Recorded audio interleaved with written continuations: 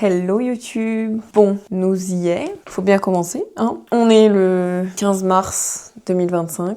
La prépa pour ma première compétition de bodybuilding commence officiellement dans 2 semaines, donc la première semaine d'avril normalement, si le coach il change pas tout entre temps. Et du coup, comment je me sens? Je me sens très hypée. Alors on a commencé par une première période de pré-prep de fin novembre jusqu'à mi-février qui s'est très bien passée. Un petit peu dur sur la fin parce que j'avais un petit peu de fatigue, tout ça, mais il faut savoir que je suis une grande gourmande, donc je me faisais plaisir un peu tous les jours, des fois pas forcément des choix optimaux, mais c'était chill franchement, j'avais quand même une bonne énergie, c'était plutôt chill, j'avais les perfs qui ont commencé à un tout petit peu baisser sur la fin, mais franchement ça va. Et ensuite on est passé en phase de maintenance depuis à peu près mi-février. Pendant cette phase de maintenance ça a été un peu dur, j'avais un peu de mal à me contrôler déjà au niveau de l'alimentation, donc ça m'a permis de me rendre compte un peu comment ça va se passer le post-prep.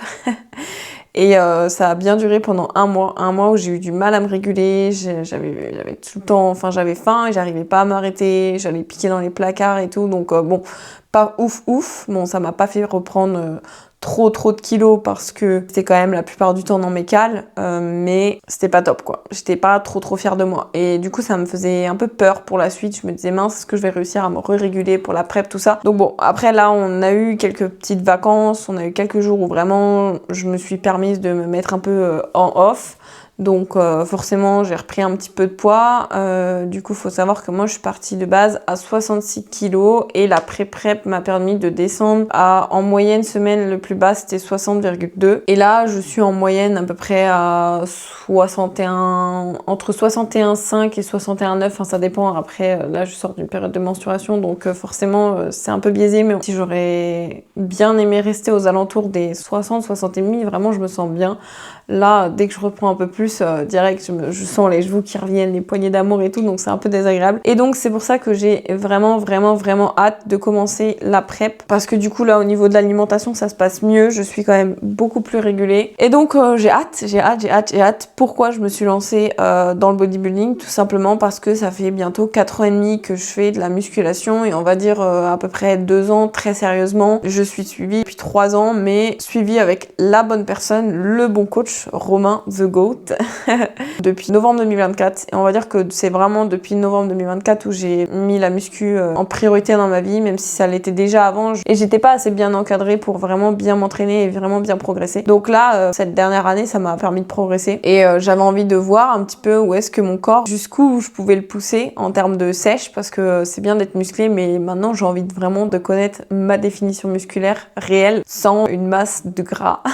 Mais voilà, j'ai envie de voir en fait, j'ai envie de voir ça fait quoi d'être écorché. En fait, concrètement, j'ai envie de voir à quel niveau se situe ma masse musculaire. Voilà, clairement. Et vu que je suis quand même une compétitrice, bah je me suis dit pourquoi pas tester de monter sur scène quoi. Et donc, comment on va démarrer tout ça? Déjà, je suis une très grosse gourmande, j'aime manger, j'adore la nourriture et avec un cuisinier à la maison, forcément, on mange que des bonnes choses, sachant que moi aussi j'adore cuisiner, donc voilà.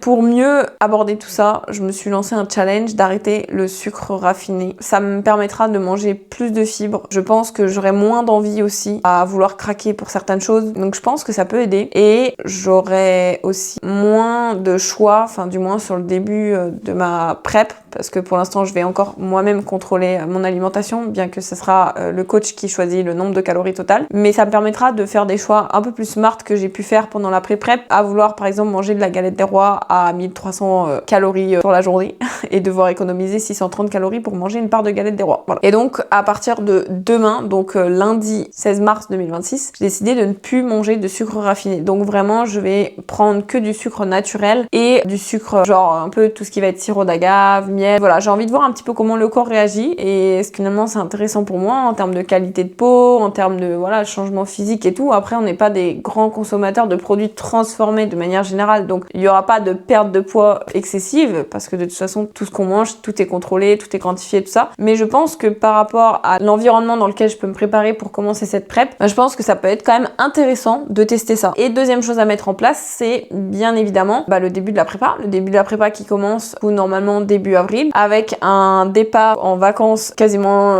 tout le mois d'avril et pas mal de déplacements. Donc déjà on va voir comment je vais pouvoir m'organiser là-dessus, tout ça. Mais en attendant, on va déjà faire un deuxième petit bilan au début de la prep. Là ça y est, je sens que voilà, la phase de maintenance elle était bien, je suis bien rechargée, j'ai bien profité, j'ai bien mangé et j'ai hâte. J'ai envie de voir mon corps découpé. Donc on se retrouve dans 2 semaines pour le début de la prépa. Ciao!